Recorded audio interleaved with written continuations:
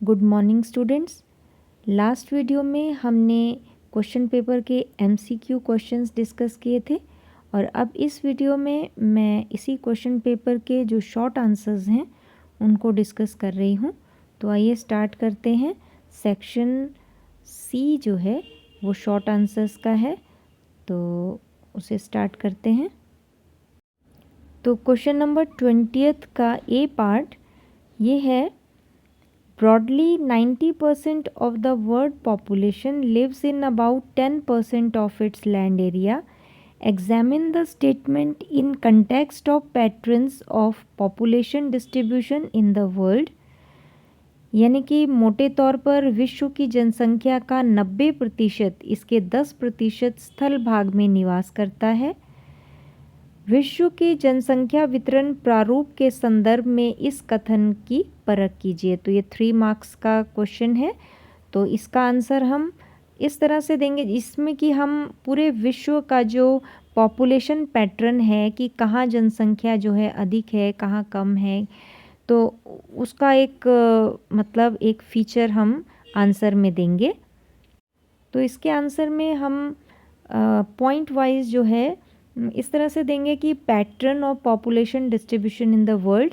सबसे पहला पॉइंट हम देंगे कि population of the world is unevenly distributed, यानी कि जो विश्व की जनसंख्या है वो उसका वितरण जो है वो असमान है, एक जैसा नहीं है कि सभी स्थानों पर एक समान पॉपुलेशन का वितरण है, जनसंख्या का वितरण है।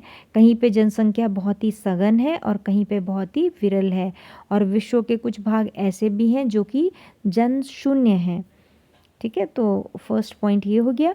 सेकंड जो है वो हम इस तरह से देंगे कि एशिया, अब हम एशिया पे आते हैं क्योंकि एशिया जो है वो पूरे विश्व में सबसे सर्वाधिक जनसंख्या वाला महाद्वीप है। तो Asia has many places where population is very dense, whereas there are some places where population is very sparsely distributed। यानी कि एशिया में कुछ स्थान ऐसे भी हैं जहाँ पे कि जनसंख्या बहुत ही सघन है और कुछ ऐसे भी हैं जहाँ पे कि जनसंख्या बहुत ही विरल है। थर्ड पॉइंट में हम देंगे कि patterns of population distribution and density help us to understand the demographic characteristic of any area. यानी किसी भी स्थान का अगर हमें डेमोग्राफिक स्ट्रक्चर अगर हमें समझना है, उस स्थान का जो जनांकीय जो वहाँ का कैरेक्टर है वो समझना है, तो उसके लिए हमें उस स्थान का जो पॉपुलेशन डिस्ट्रीब्यूशन है यानी जनसंख्या वितरण का जो पैटर्न है उसको समझना बहुत ही ज़रूरी है। और इसके बाद हम एक पॉइंट ये भी दे सकते हैं कि the 10 most populous countries of the world contribute about 60% of the world's population, and of these 10 countries 6 are located in Asia. यानी कि जो विश्व के 10 सर्वाधिक जनसंख्या वाले जो देश हैं उनमें से जो 6 देश हैं, मुख्य जो 6 देश हैं वो एशिया में हैं। तो इससे भी समझ में आ रहा है कि जो एशिया है वहाँ का जनसंख्या वितरण बहुत ही डेंस है, बहुत ही वहाँ पर मतलब डेंसिटी ऑफ पॉपुलेशन जो है वो एशिया की बहुत अधिक है। तो इस तरह से हम इसका आंसर जो है वो लिखेंगे। क्वेश्चन नंबर 20th का ही बी पार्ट जो कि चॉइस में है, आपको या तो ये पॉपुलेशन वाला क्वेश्चन करना है या फिर जो इसकी चॉइस में दूसरा क्वेश्चन भी दिया हुआ है वो है कि migration may be interpreted as a spontaneous effort to achieve a better balance between population and resources. Examine the statement in context of pull and push factors that influence migration। यानी कि प्रवास को मनुष्य और संसाधन के बीच बेहतर संतुलन प्राप्त करने की दिशा में एक स्वतः स्फूर्त प्रयास के रूप में निरूपित किया जा सकता है। तो प्रवास को प्रभावित करने वाले अपकर्ष और प्रतिकर्ष कारकों के संदर्भ में इस कथन की परख कीजिए। तो इसमें हमें जो है प्रवास के जो 2 मुख्य कारक हैं, अपकर्ष और प्रतिकर्ष कारक, उनके संदर्भ में हमने ये बताना है कि प्रवास जो है वो मनुष्य और संसाधन के बीच में एक बैलेंस बनाने का काम, एक संतुलन बनाने का काम करता है। तो इसका आंसर जो है वो हम इस तरह से लिखेंगे कि migration, the factors influencing migration, पहले तो कि मतलब प्रवास को प्रभावित करने वाले कौन कौन से कारक होते हैं। तो उसमें सबसे पहला है कि migration may be permanent, temporary और seasonal. It may take place from rural to urban areas, rural to rural areas, urban to urban areas and urban to rural areas. यानी कि सबसे पहले तो कि प्रवास अलग अलग प्रकार का हो सकता है, परमानेंट स्थायी आवास भी हो सकता है, अस्थायी भी हो सकता है, या फिर सीजनल जो है वो भी हो सकता है। और ये कहीं से, जैसे ग्रामीण से ग्रामीण भी हो सकता है, ग्रामीण से नगरीय भी हो सकता है, नगरीय से ग्रामीण भी हो सकता है। तो ये मतलब इस तरह से 4 प्रकार का हो जाता है कि जो प्रवास है वो इस तरह से होता है। सेकेंड पॉइंट है people migrate for a better economic and social life. तो दूसरा ये है कि मनुष्य जो है, लोग जो हैं वो माइग्रेट करते क्यों हैं, क्यों प्रवास करते हैं। तो वो in search of better economic conditions and social life, की अच्छे समाज की तलाश में और अच्छे इकोनॉमिक लाइफ, यानी कि उनका आर्थिक अपने विकास के लिए भी, उनका जीवन आर्थिक दृष्टि से भी संपन्न रहे, तो इसलिए भी जो है माइग्रेट करते हैं। Next is the push factor make the place of origin seems less attractive for reasons like unemployment, poor living conditions, political turmoil, unpleasant climatic conditions, natural disasters, epidemics and socio-economic backwardness।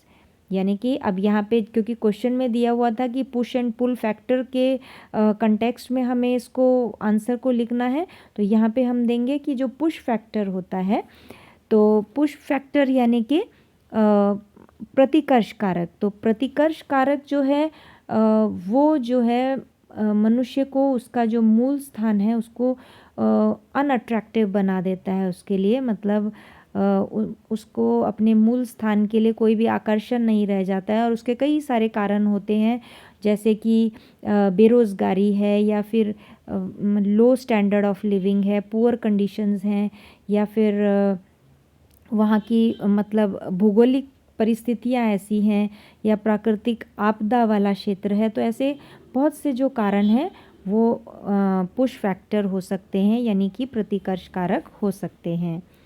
इसके बाद जो next point है वो है pull factor का। The pull factor make the place of destination seem more attractive than the place of origin for reasons like better job opportunities and living conditions, peace and stability, security of life and prosperity and pleasant climate। और push factor पुल factors जो होते हैं, यानी कि अपकर्ष कारक, वो वे कारक हैं जो हमारा गंतव्य स्थान है, डेस्टिनेशन है, उसको ज़्यादा अट्रैक्टिव बनाते हैं as compared to the place of origin. यानी हमारे मूल स्थान की तुलना में जो जहाँ पे हम जाते हैं, गंतव्य स्थान जो होता है, उसको ज़्यादा मतलब आकर्षित बना देते हैं। और इसके बहुत से कारण होते हैं, जैसे कि एक तो है रोज़गार है, अच्छा रोज़गार है वहाँ पे, या फिर अच्छी लिविंग कंडीशंस, बेहतर जीवन है वहाँ पे, या वहाँ पे शांति है, स्थायित्व है, और सिक्योरिटी है, और प्लेजेंट क्लाइमेट भी हो सकता है कि अच्छा जलवायु बहुत अच्छी है। तो इस तरह से भी मतलब पुश फैक्टर और पुल फैक्टर के थ्रू जो है माइग्रेशन होता है। तो ये सभी इस तरह से आप अपने आंसर में लिखेंगे। क्वेश्चन नंबर 21 जो है वो फिर से पॉपुलेशन पे ही बेस है कि analyse any 3 causes for uneven spatial distribution of population in India. यानी कि भारत में जनसंख्या के असमान स्थानिक वितरण के किन्हीं 3 कारणों का विश्लेषण कीजिए। तो इसमें पहले जो था वो हम विश्व स्तर पे पॉपुलेशन डिस्ट्रीब्यूशन की बात कर रहे थे, इसमें हमें भारत में जो असमान जो वितरण है जनसंख्या का, उसके बारे में हमें 3 कारण हमें बताने हैं। तो वो इस तरह से हैं। तो इसमें हम देंगे कि causes of uneven spatial distribution of population in India are, कौन कौन से कारण हैं। नंबर 1, फिज़िकल और ज्योग्राफिकल फैक्टर्स। तो किसी भी स्थान की जनसंख्या को प्रभावित करने के लिए सबसे पहले जो होते हैं फिज़िकल फैक्टर्स, यानी कि जिसे हम प्राकृतिक कारक कहते हैं, वे होते हैं। जैसे कि क्लाइमेट है, रिलीफ है, अवेलेबिलिटी ऑफ वाटर है। तो ये सभी जो हैं मतलब जलवायु और धरातल, जल की उपलब्धता, ये सभी जो हैं ये प्राकृतिक कारक होते हैं। Then second is socio economic factors. तो सोशियो इकोनॉमिक फैक्टर्स यानी कि जिसमें आर्थिक और सामाजिक कारक जिसे हम बोलते हैं, तो उसमें आएगा development of irrigation and agriculture, availability of minerals and energy resources, development of transport, industrialisation and urbanisation. तो ये फैक्टर जो होता है सोशियो इकोनॉमिक फैक्टर, यानी कि सामाजिक और आर्थिक कारक जो है वो भी जनसंख्या वितरण को प्रभावित करता है, जिसमें कि नगरीकरण और औद्योगिकरण, बेहतर जो ट्रांसपोर्ट है, परिवहन और एग्रीकल्चर में जो भी मतलब विकास किया गया है, और मिनरल और एनर्जी रिसोर्सेज, ये सभी जो फैक्टर्स हैं ये सोशियो इकोनॉमिक फैक्टर्स के तहत आएंगे। उसके बाद है हिस्टोरिकल फैक्टर्स, यानी कि ऐतिहासिक जो फैक्टर्स हैं वो हैं evolution of settled agriculture, pattern of human settlement. तो ये सभी भी जो है डिस्ट्रीब्यूशन ऑफ पॉपुलेशन को अफेक्ट करते हैं। Then religious and cultural factors, जिसमें कि धार्मिक और जो सांस्कृतिक कारक होते हैं वे भी जनसंख्या वितरण को प्रभावित करते हैं। तो बच्चों इसमें जैसे इस क्वेश्चन में तो ब्रॉडली पूछा गया है हमसे कि इंडिया में बताइए। इसमें कई बार बोर्ड में एक सिंगल टर्म से भी मतलब आपसे पूछा जा सकता है, जैसे what are the socio economic factors which affect the distribution of population in India और इन वर्ल्ड, किसी उस कंटेक्स्ट में भी पूछा जा सकता है। तो उसमें आपको उस पर्टिकुलर फैक्टर को ही एक्सप्लेन करना है, उसमें फिर हमें बाकी सभी फैक्टर्स को एक्सप्लेन करने की ज़रूरत नहीं है। लेकिन यहाँ पे हमें पूरा छूट दी हुई है कि हमें सिर्फ ये बताना है कि भारत में जो ये अनइवन डिस्ट्रीब्यूशन है पॉपुलेशन का, उसके क्या फैक्टर्स हैं। तो इसमें हमको लिखने के लिए काफ़ी मैटर मिल जाता है कि इसमें जो हैं वो फिज़िकल फैक्टर्स भी हैं, इसमें मैन मेड फैक्टर्स भी हैं, और socio economic, religious factors, historical factors. तो ये सभी जो कारक हैं, हम इन में से किसी के बारे में भी, हमको 3 पॉइंट कहे हैं तो कोई भी 3 पॉइंट्स हम इसमें लिख सकते हैं, 3 या 4 पॉइंट्स। पर यहाँ पे मैं ये बता रही हूँ कि अगर अलग से भी पूछा जाता है तो आपको उस पर्टिकुलर फैक्टर के बारे में ही लिखना होगा। नेक्स्ट क्वेश्चन है question number 22। Dependence on erratic monsoon is still a big problem of Indian agriculture, support the statement। यानी कि अनियमित मॉनसून पर निर्भरता अभी भी भारतीय कृषि की एक बहुत बड़ी समस्या है, तो इस कथन की पुष्टि कीजिए। तो यहाँ पे हमें ये बताना है कि भारतीय कृषि जो है, ये भारतीय कृषि का एक बहुत इम्पॉर्टेंट फीचर है कि इट डिपेंड्स ऑन मॉनसून, कि भारतीय कृषि जो है वो मॉनसून पर ही आधारित है मुख्यतः। तो यहाँ पे हमें उसी के जो हैं कुछ फीचर्स बताने हैं कि ऐसा मतलब किस तरह से है। तो वो हम इस तरह से लिखेंगे कि सबसे पहला कि irrigation covers only about 33% of the cultivated area in India.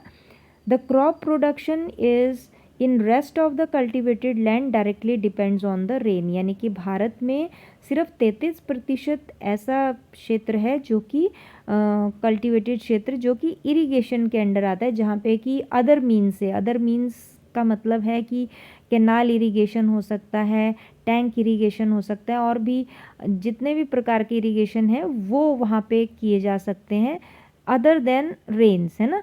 लेकिन बाकी जो भारत की क्रॉप है, भारत की जो क्षेत्र है कृषि का, वो पूरा किस पे है, वो मॉनसून पर डिपेंड करता है। दूसरा है poor performance of south west monsoon also adversely affect the supply of canal water for irrigation. दूसरी चीज़ ये है कि जो ये साउथ वेस्ट मानसून है भारत की, तो ये जो मानसून है ये कई बार क्या है कि इस अगर ये किसको अफेक्ट करती, कैनाल इरिगेशन को, या जो कैनाल्स में एक्चुअली भारत में जो रिवर्स हैं उनका भी सोर्स क्या है, रेन है।